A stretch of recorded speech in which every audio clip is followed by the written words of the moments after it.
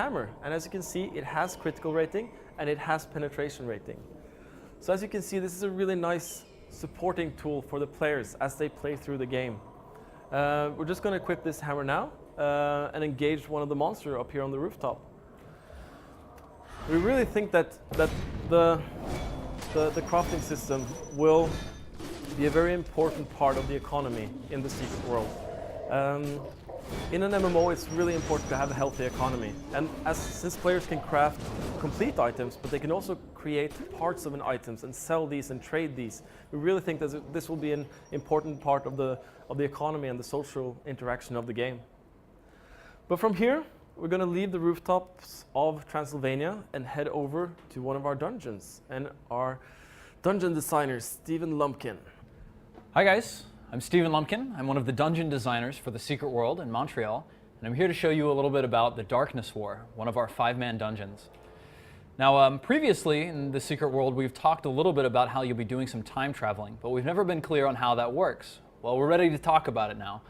In the Darkness War, you've met a man in New England, a Wabanaki man named Old Joseph, and he has sent the player into a trance that has allowed them to view a vision of New England's history thousands of years ago. And I could tell you all about what happens in the Darkness War, but maybe I'll let Old Joseph give you a little blurb himself. The Norsemen came then upon our shores in longboats, and they brought with them a powerful sword. Together, the Wabanaki and the Vikings were to build a shield around this island that would keep it safe from our enemies, from those who wished to dig into the mountain and unleash the serpent. So the summary of the story of Darkness War is that the Mayans have invaded, but the Vikings and the Wabanaki are resisting them together, joining forces to push back the Mayan invasion. The Mayans are seeking a place of power where they can perform a dark ritual. Now currently I'm situated pretty early in the dungeon, but we're going to take you towards the very end of the dungeon to the last boss fight to show you this encounter.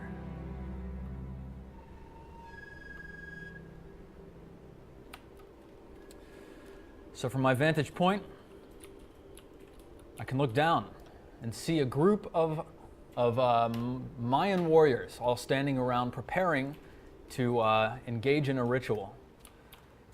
Now, obviously we want to put a stop to that, so we're going to head on down there and get that started.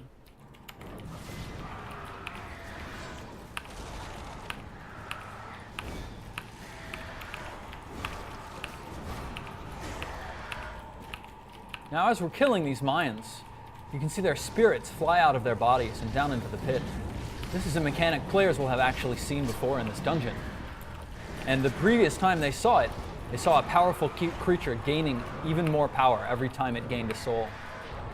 So there's a little bit of foreshadowing of what might be going on here.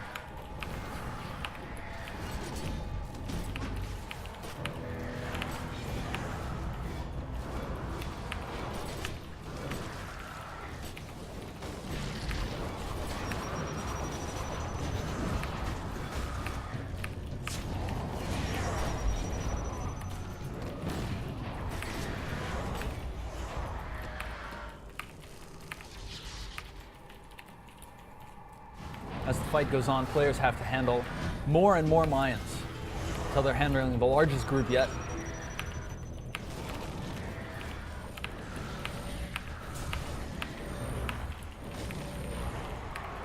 But a good group who've actually seen these creatures in the dungeon before shouldn't have too much trouble taking them out.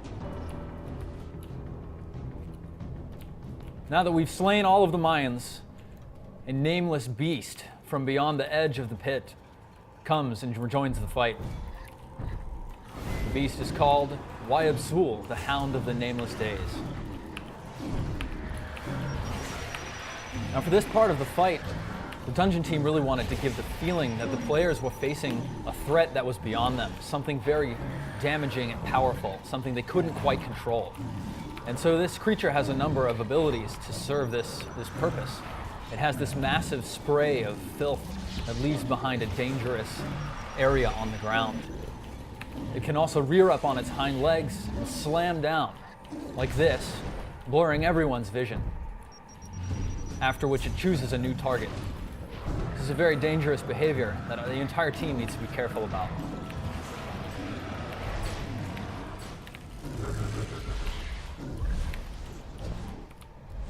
It also has the power to pull uncareful people close to it and then summon powerful magics, creating a blast around itself, damaging everybody nearby.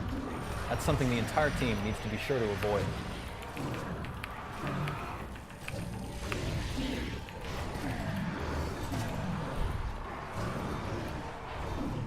So now that we've dealt a significant portion of damage to him, Zul has decided that he needs a little reinforcement. So he runs to the edge of the pit, and he disappears, leaving us to deal with the resurrected Mayan force. Now, whereas before, we had only a few Mayans at a time to deal with, now we have a large number resurrecting all at once. And this is a much bigger threat to the entire group.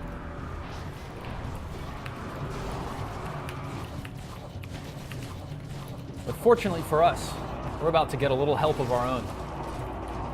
This is the Varangian, the leader of the Vikings, and he's bearing the powerful sword that old Joseph spoke about early in the dungeon.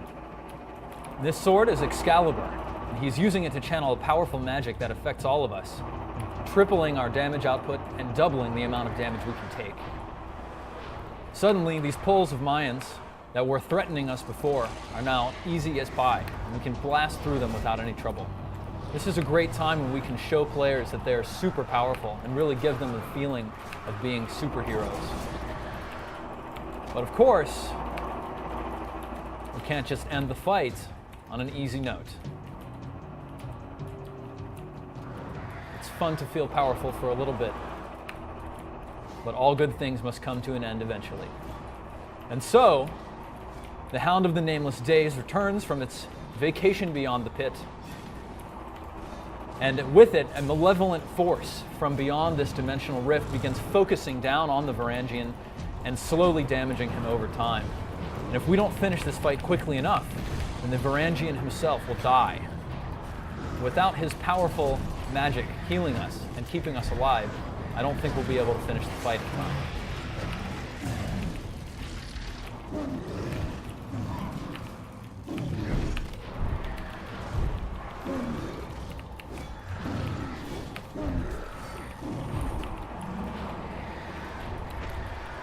And as you can see, this fight has actually been escalating over the entire encounter, until at the very end we were fighting both the Hound and the Mayans, all under the time pressure afforded by the Varangian's health.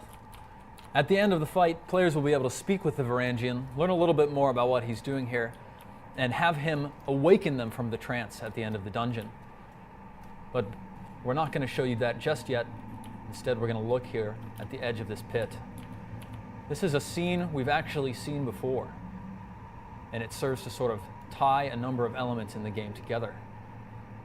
And that is the Darkness War.